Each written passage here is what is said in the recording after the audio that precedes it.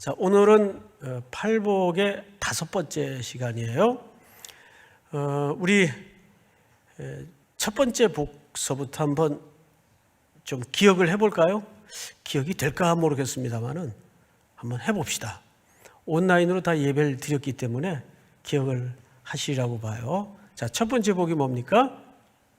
심령이 가난한 자의 복. 두 번째 복은 애통하는 자의 복. 다 기억하시네요. 세 번째 복은요, 온유한 자의 복.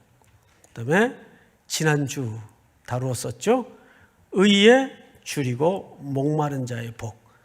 이렇게 전반부가 지난주까지 맞춰졌습니다. 그런데 지난주까지의 복은 사실상 내면의 관계입니다. 그러니까 우리가 기본적으로 하나님과 어떤 관계 속에 있어야 되는가라는 실질적인 뿌리, 또 기초에 관한 설명이었다면, 이제 오늘부터 다룰 5번째 복, 8번째까지는 전부 대인 관계에 관한 복의 나눔을 어떻게 해야 되겠는가. 그러니까 이렇게 생각하시면 돼요. 첫 번째 복서부터 지난주 의에 줄이고 목마른 자는 저희가 배부름을 얻을 것이다 라는 이 복은 하나님과의 관계에서 설명되어지는 복이었어요. 근데 오늘부터 8번째 복까지는 그것을 기초로, 하나님과의 관계적인 부분을 기초로 어떻게 이 세상을 사는 그리스도인으로서 복된 존재로 행동하고 또 삶을 표출해야 될 것인가에 대한 설명들이 오늘부터의 내용들입니다. 그러니까 오늘 내용이 굉장히 실질적으로 중요하다고 보면 좋겠어요. 자, 그런데 예수님이 지금 이 팔복의 이야기를 지금으로부터 약 2000년 전에 어느 한 산에 오르셔서 청중들을 앉혀놓고 하고 있단 말이에요. 그러면 우리가 본문으로 들어가기에 앞서서 그 시대, 예수님이 활동하시고 생활하시던 그 시대의 사회적 통념에서 긍휼은 사람들에게 어떻게 비춰졌고 어떻게 이해되어 왔을까를 아는 것이 매우 중요합니다. 그 시대를 대변할 수 있는 그 사상의 기초를 놓았던 유명한 세 사람의 인물이 있는데, 플라톤, 아리스토텔레스, 또 한 사람이 세네카입니다. 이 사람들은 이 긍휼이라는 덕목에 대해서 어떻게 이해를 가졌는가를 우리가 조금 엿볼 수 있다면, 이 시대의 긍휼이 예수님의 긍휼과 얼마나 근본적인 차이점을 드러내는가를 금방 알 수가 있어요. 몇 가지만 소개를 좀 해드리겠습니다. 우선 플라톤이나 또 아리스토텔레스 같은 사람은 많은 작품을 남기고 글을 썼지만 그 중에 일부를 소개합니다. 오직 건강한 자녀만이 키울 수 있는 책임이 있다. 이게 이 사람들이 한 얘기예요. 믿겨지질 않죠? 그런데 이 시대가 긍휼이라는 덕목에 대해서는 굉장히 낯선 제목이었습니다. 긍휼? 그게 뭐야? 소위 이런 분위기였단 말이죠. 그리고 로마가 지배하던 세상은 우리 지난주 설교 시간에도 잠깐 언급을 한 바 있지만 온유라든지 하는 것은 썩 그렇게 덕목에 안 맞는 원리였습니다. 누가 나를 해치면 그 이상으로 무자비하게 보복하는 것이 정의이고 의입니다. 그리고 그게 용감한 거예요. 참고 이런 거는 비굴하고 굴욕적인 거예요. 이게 시대 정신입니다. 그리고 소위 우리가 쉽게 이해할 수 있는 사회적 통념이었어요. 이렇게까지 얘기를 했어요. 세네카는 건강히 출생하지 못한 사람은 신의 저주다. 그러니까 이 시대 사람들의 사고방식이 얼마나 하나님의 존엄한 가치 기준에서 볼 때는 왜곡되어 있는가를 금방 알 수가 있단 말이에요. 그리고는 그런 판단은 매우 이성적인 것이다. 그건 굉장히 이성적인 거라는 거예요. 자, 이런 사회적 통념과 분위기 속에서 예수님은 오늘 마태의 글을 통해서 우리들에게 이 긍휼을 설명하시는데, 도대체 이 긍휼의 예수님의 사고적 뿌리는 어디로부터 기인되는 것일까를 알 필요가 있죠. 예수님의 사고적 뿌리는 구약에서부터 출발이 됩니다. 여러분, 성경에는 구약의 그 하나님의 마음을 집약하고 모아서 대변할 수 있는 딱 한 단어를 집어 올리라면 한 단어가 걸러 올라집니다. 어떤 단어일 것 같습니까? 구약에서 하나님을 설명할 수 있는 딱 한 단어를 걷어 올리려면 어떤 단어가 길러질 것 같아요? 헤세드라는 단어입니다. 우리 호세아서 6장 6절을 한번 띄워볼까요? 나는 인애를 원하고 제사를 원하지 아니하며 번제보다 하나님을 아는 것을 원하노라. 여기에 바로 방금 제가 말씀드린 헤세드라는 단어가 어떤 단어로 번역이 됐는가 하면 인애라는 단어로 번역이 됐어요. 저희 딸 이름이 인애예요. 인애. 바로 여기에서 생성한 이름입니다. 좋죠? 인애, 헤세드라는 뜻이에요. 이 헤세드는 종합적으로 세 가지로 설명할 수가 있는데, 사랑, 긍휼, 자비입니다. 여기 여러 가지로 덧붙여 해석이 가능한 단어가 힘도 헤세드예요. 그런데 그 힘은 폭력적인 힘이 아니라 사랑을 실행하는 힘, 이런 의미를 내포하고 있다는 거죠. 그래서 예수님의 이 긍휼이라는 덕목은 구약에 설명된 하나님의 마음을 집약한 표현이다. 이렇게 이해를 하시면 되는데, 자, 우리 지난주 말씀 들었던 몇 조각을 좀 다시 기억할 필요가 있어요.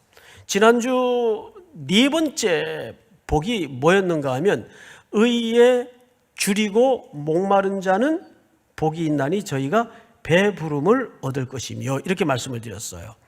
거기서 하나님의 의, 성경의 의는 뭐냐 정의를 설명드렸던 적이 있습니다. 그 하나님의 의는 뭘 얘기하는 거예요? 첫째, 하나님의 계획. 그 계획이 구현되고 어떻게 되는 것? 실현되는 것. 이게 하나님의 의예요. 그러니까 하나님의 의라는 것은 행동화되는 겁니다. 그러니까 하나의 무슨 관념이나 개념에 머무는 것이 의가 아니라는 얘기예요. 다시요. 하나님의 의는 뭐예요?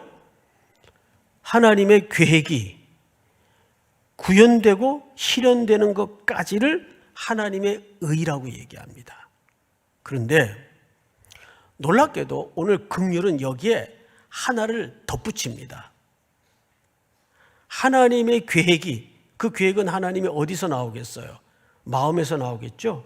하나님의 계획이 구현되고 실현되는데 여기에다가 하나 덧붙이는 것이 긍휼의 완성이에요. 그게 뭘까요? 여러분, 우리가 어떤 상태를 보거나 누군가를 보면 순간적으로 긍휼한 마음을 가질 수가 있어요. 어떻게 해? 저거 어떻게 해? 그런데 대부분 여기서 끝나요, 그냥. 그런데 이 긍휼이 나올 때마다 반드시 친구처럼 따라다니는 동무 단어가 있습니다. 친구 단어가 있어요. 뭔지 아세요? 여러분, 예레미야 애가를 한번 띄워주세요.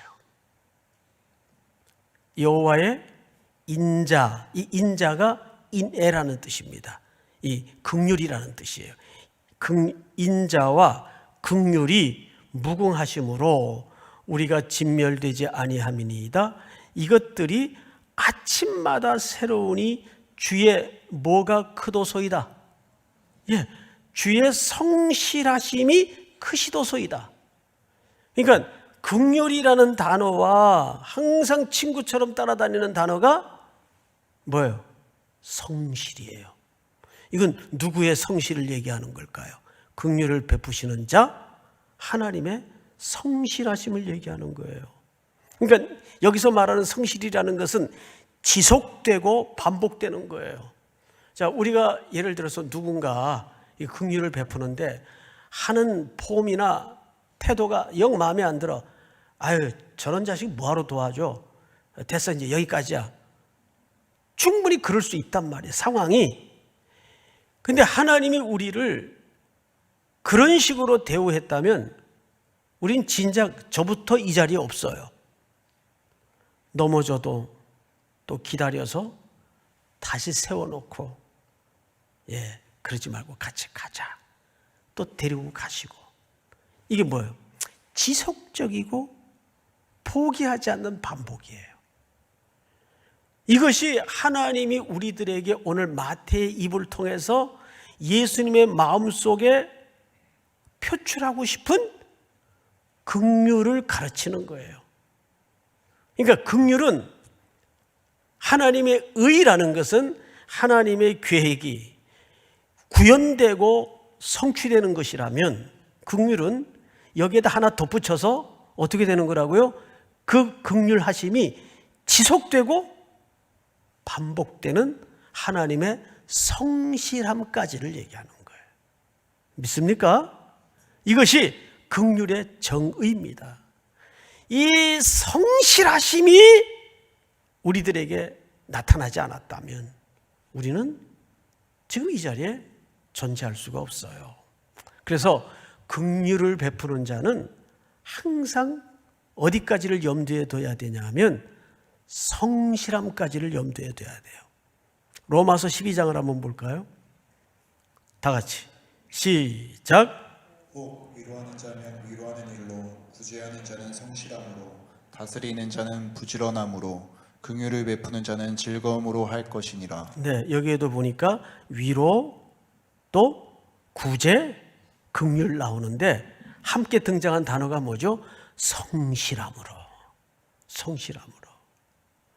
여기에서 우리의 그 하나님이 우리를 향하셔서 얼마나 끝까지 포기하지 않고 그것을 구현해 내시는가를 가슴 뜨겁게 만날 수가 있어요. 그러니까 우리는 누구의 결과물입니까? 하나님의 긍휼과 하나님의 성실하심에 대한 결과물들입니다. 믿으십니까? 자, 그렇다면 놀랍게도 예수님의 신비스러운 출생서부터 이 긍휼을 따라 긍휼한 방법으로 시작되었다는 것을 아십니까? 자, 우리 이미 배웠던 내용이지만 마태복음 1장 19절을 한번 띄워주실까요? 같이 읽습니다. 시작. 그의 남편 요셉은 의로운 사람이라 그를 드러내지 아니하고 가만히 끊고자 하여. 여러분, 이 시대 의로움의 기준이라는 것은 율법대로 하는 겁니다. 그렇다면 지금 요셉의 인생에 젊은 날 불어닥친 이 황당스러운 고통은 어떻게 해야 의로운 거예요? 그 시대 기준대로라면 드러내서 고발하고 수치를 주는 거예요. 지금 정혼한 사이의 아내가 갑자기 아기를 가졌단 말이에요. 그러면 그 시대의 의로움의 기준대로라면 율법대로 하는 겁니다. 율법이 뭐예요? 그런 여자는 공개적인 자리에서 공개해가지고 법대로 처단하는 겁니다. 그렇다면 요셉은 의로운 사람이라 그를 드러내지 아니하고 했을 때 요셉이 경험했던 의로움은 그 시대의 의로움하고 달랐다는 얘기예요. 그렇죠, 여러분? 그 요셉의 의로움은 어떤 기초에 뿌리했을까요? 하나님의 마음에 뿌리했던 겁니다. 그래서 아내를 덮어주고자 했어요. 근데 놀랍게도 예수님이 그 의로움에, 하나님의 마음에 뿌리한 그 의로움의 질서를 따라 이 땅에 오시게 됐단 말이죠. 그리고 그 의로움을 어디에서 만개하셨어요? 십자가. 십자가 주변에 그를 못 박던 무리들이 얼마나 모독과 수치와 매질을 가했습니까? 그런데도 잠잠히 입을 열지 아니하며 우리의 못남, 허물, 오해, 모든 분노를 다 끌어안고 십자가에서 하나님의 긍휼을 꽃피우셨어요. 아들을 아끼지 않고 내어주신 이가 이 이상 긍휼하심을 설명할 방법이 있나요? 그러니까 예수님의 긍휼은 구약에 뿌리하고 있다고요. 그러면 지금부터 한 6가지에 걸쳐서 우리가 이제 긍휼하면 조금 막연할 수 있으니까 도대체 어떻게 하는 게 긍휼이 여기는 거냐? 어떻게 하는 게 실질적인 내용을 열거해 가면서 이제 말씀을 좀 마무리하도록 하겠습니다. 첫 번째, 긍휼의 6가지 행동 원리입니다. 첫 번째, 아낌없이 주라. 이게 무슨 얘기냐면 우리 신명기 15장을 좀 띄워주세요.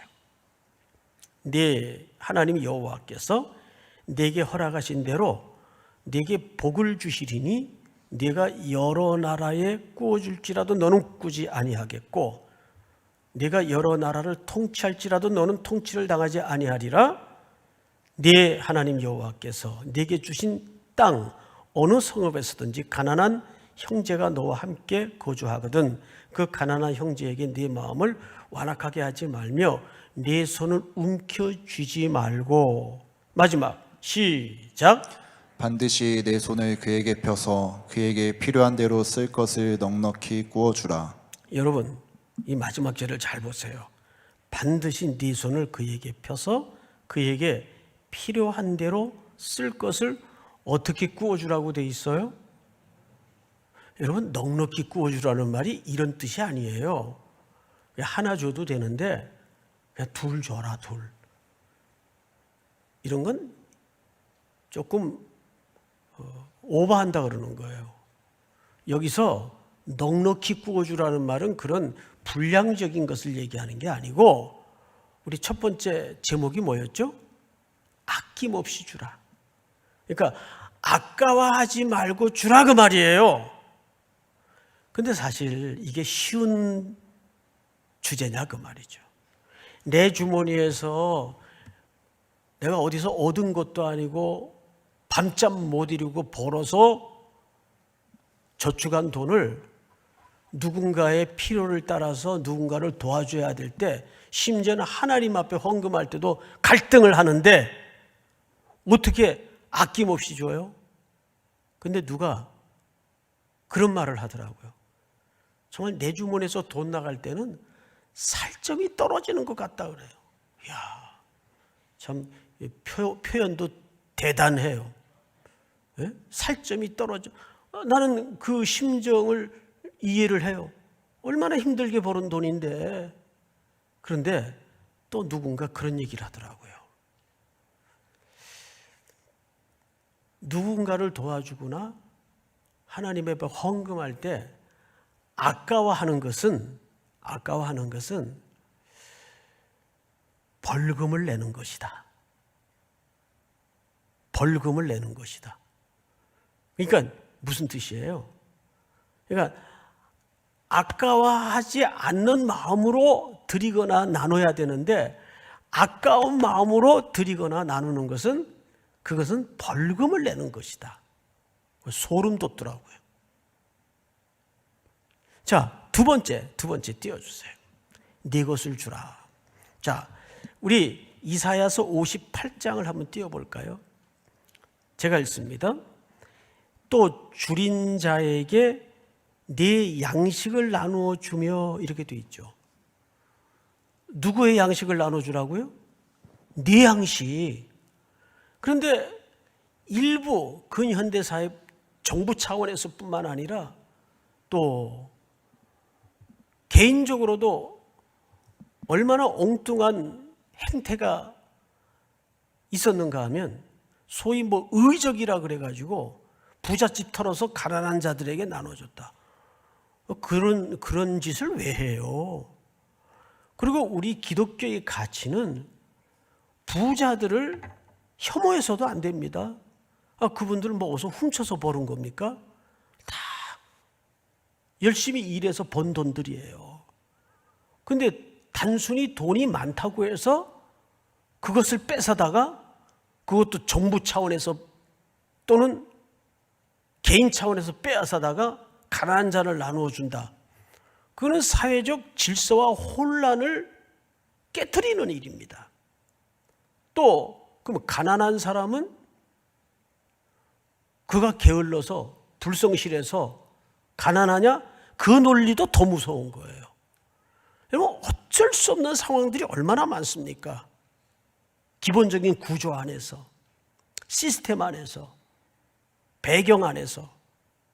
그러니까 이것은 자연적인 흐름으로 나누어져야 되는 것이지, 예를 들어서 여기 보니까 58장 7절에 보니까 또 줄인 자에게 남의 양식을 나누어 주며, 말이 안 되잖아요.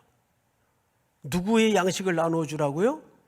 네 것, 자기 것을 나눠야 돼요. 자, 세 번째로 그리스도 안에서. 자, 성경을 좀 골로새서 3장을 좀 띄워 주실까요? 무슨 일을 하든지 마음을 다하여 누구에게 하듯 하고 주께 하듯 하고. 기독교 말고도 긍휼을 베푸는 데가 있습니까? 없습니까? 불교도 자비를 베풀어요. 그래서 그들의 그 가장 많이 사용되는 언어가 뭐예요? 대자대비. 또 다른 데도 긍휼이 있어요. 그런데 기독교에서 가르치는 긍휼과 다른 곳에서의 긍휼은 근본적인 뿌리가 있는데, 차이가 있는데, 그것은 6번째 항목에서 함께 설명을 좀 따로 드리도록 하겠습니다. 어쨌든 죽게 하듯, 그 사람을 보지 말고 그 상황을 보지 말고 그게 누구에게 하는 거예요? 죽게 하듯. 자, 네 번째, 어떻게 하라? 은밀히 하라. 우리 마태복음 6장을 좀 볼까요? 다 같이 시작. 그러므로 구제할 때에 외식하는 자가 사람에게서 영광을 받으려고 회당과 거리에서 하는 것 같이 너희 앞에 나팔을 불지 말라. 진실로 너희에게 이르노니 그들은 자기 상을 이미 받았느니라. 여러분, 은밀하게 어떻게 왼손이 하는 일을 오른손이 몰라요. 근데 가능해요. 어떻게 가능할까요? 제가 한 군데만 좀 성경을 읽어드리겠습니다. 듣기만 하시기 바랍니다. 그때의 임금이 그 오른편에 있는 자들에게 이르되 내 아버지께 복받을 자들이여, 이 복이 나와요. 나와 창세로부터 너희를 위하여 예비된 나라를 상속받으라. 내가, 그러니까 복받을 자들, 사실상 복받은 자들이죠. 내가 줄일 때 너희가 먹을 것을 주었고, 목마를 때 마시게 하였고, 나그네 되었을 때 영접하였고, 헐벗을 때 옷을 입혔고, 병들었을 때 돌보았고, 옥에 있을 때 와서 보았느니라. 이에 의인들이 대답하는데 대답을 잘 들어보세요. 주여 우리가 어느 때에 주께서 줄이신 것을 보고 음식을 대접하였으며 목마르신 것을 보고 마시게 하였나이까? 어느 때에 나그네 되신 것을 보고 영접하였으며 헐벗은 것을 보고 옷 입혔나이까? 어느 때에 병드신 것이나 옥에 갇히신 것을 보고 가서 배웠나이까? 하리니. 자, 이 사람들은 자기들이 한 것을 알아요, 몰라요? 몰라요. 어떻게 자기가 한 것을 몰라요? 자, 우리 이런 말 자주 쓰죠. 나도 모르게 손이 나갔네. 그러면 그게 뭐가 됐다는 얘기, 본성이 됐다는 얘기예요. 이거는 의식을 하고 한 게 아니라 그냥 복받은 자의 뭘로서 한 겁니까? 본성으로 한 거예요. 본성으로 하니까 모르는 거예요. 그런데 자기의 의로움을 드러내기 위해서 한 사람들은 어떻게 얘기하냐 하면 이렇게 얘기를 해요. 그들도 대답하여 이르되 주여 우리가 어느 때에 주께서 줄이신 것이나 목마르신 것이나 나그네 되신 것이나 헐벗은 것이나 병드신 것이나 옥에 갇힌 것을 보고 공양하지 아니하도이까? 했다 그 말이에요. 한 것은 알게 한 거예요, 모르게 한 거예요? 알게 한 거죠. 자기가 인식하고 한 거죠. 그 말은 자기의 의로움을 드러내기 위해서 한 것이다 그 말이에요. 그러나 정말 복된 심령은 이거 해야지 해서 하는 게 아니고 그냥 본성이 해버린 겁니다. 그러니까 모르죠. 그 심령 자체가 어떠하다는 얘기예요? 복된 자라는 얘기예요. 여기서는 의인으로 소개를 했어요. 그러니까 마태복음 6장 2절에 은밀히 하라. 이 긍휼은 은밀히 베푸는 겁니다. 은밀히. 그 다음에 다섯 번째.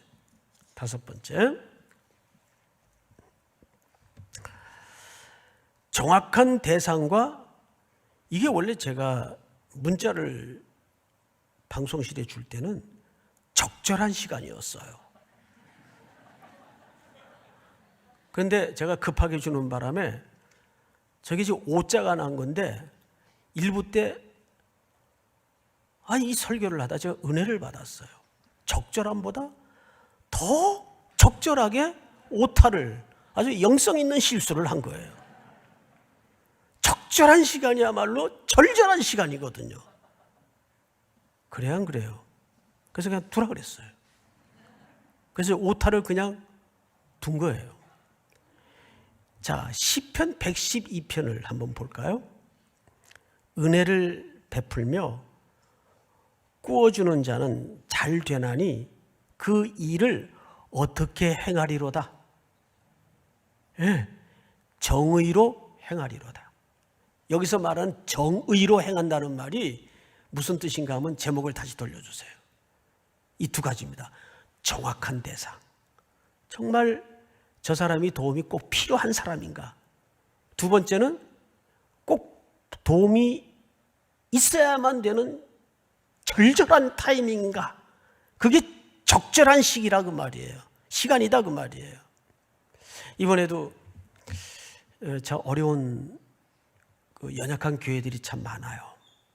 그래서 저희가 주중에 우리 영계교회들을 다 리스트업을 해가지고 급하게 한 1억이 넘는 재정을 당에 모일 시간이 없으니까 뭐 임대료도 지금 못 내고 있는 약한 교회들이 많으니까 급히 이제 단체방에다가 문자로 회의를 해가지고 빨리 좀 지출을 해주라고 당회가 결정을 했어요. 주중 안에 다 나누어 줬습니다. 그랬더니 그 어려운 교회 성도들과 목사님들이 너무너무나 감사한데 그 주된 내용이 너무 힘든 시간이었는데 한 모금 냉수 같았습니다. 그러니까 항상 긍휼이라는 것은 정확한 대상과 절절한 시간에, 이건 적절함보다 더 센 말이에요. 절절한 시간에 비록 오타가 났지만 그러니까 항상 남 돕는다는 게 이게 참 쉽지 않더라고요. 긍휼을 베푼다는 게 이게 지혜가 있어야 되겠더라고요.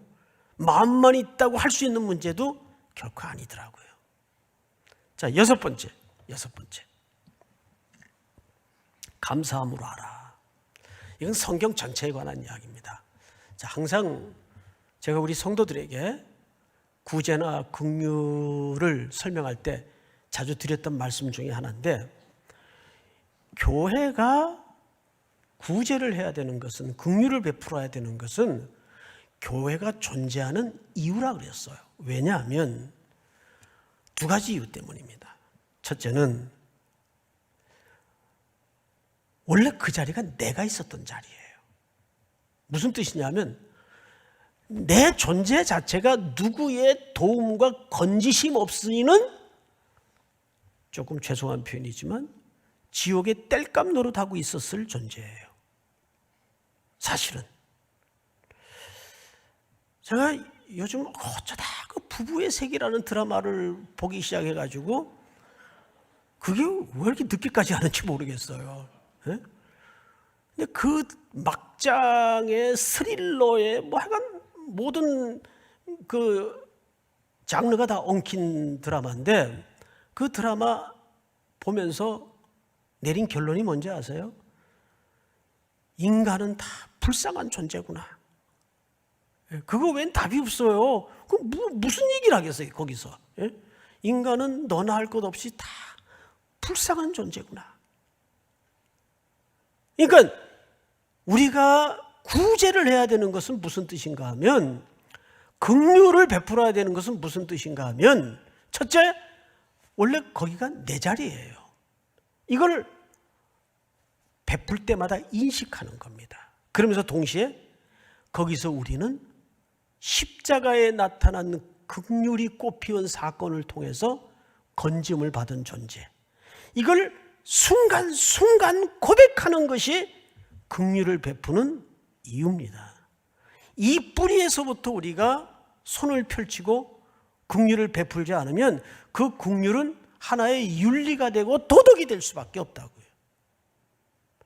오늘도 이 말씀이 여러분 삶의 현장에 본성이 되어서 생명을 살려내고 죽음의 자리를 거두어내는 복된 순종이 있기를 주님의 이름으로 축복합니다. 우리 다 일어나십시다.